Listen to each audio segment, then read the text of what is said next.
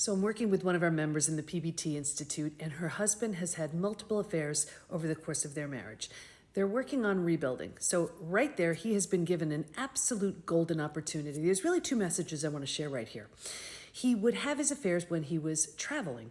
And so naturally, traveling is very triggering for her. He hadn't traveled in a while, and he's starting to travel again.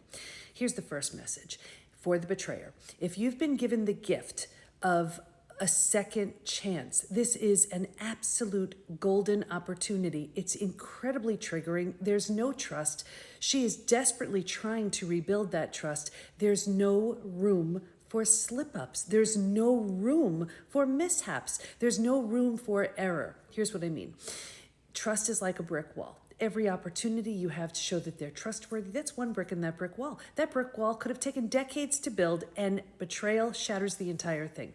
When you're rebuilding that brick wall, it takes consistently and repeatedly adding one brick at a time. But what happens is, if you don't take that seriously, you add a brick one day, you take a brick out another day. You add a brick one day, you add another brick, and then you take out one. No, that can't happen. It is too hard. It's too anxiety provoking. It creates too much hypervigilance, and it just doesn't work. If you're going to rebuild right. Keep putting in those new bricks. Show that you're reliable, that you're consistent, that you're changed, that the version of you who could possibly betray is so incredibly different than the other version of you. That's the first message. So if you have an opportunity to rebuild right. Just keep putting in new bricks to show that you are trustworthy, that you're in integrity, and that you're doing this right, that you honor and respect the person whose heart you shattered in a million pieces. Here's the second message. She said, I just can't take it. It's just too hard. I just want to throw in the towel. Now, here's something that I caution so many people with.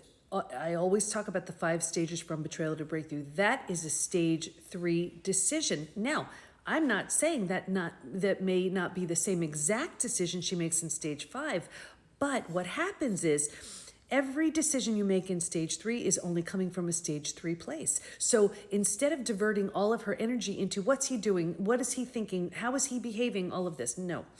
You take the attention, you put it on you move to stage 3, you move to out of stage 3, you move to stage 4, you move to stage 5, and then from a place of strength and clarity, if you want to end the marriage, it's coming from a strong, healed, whole place. So 2 messages.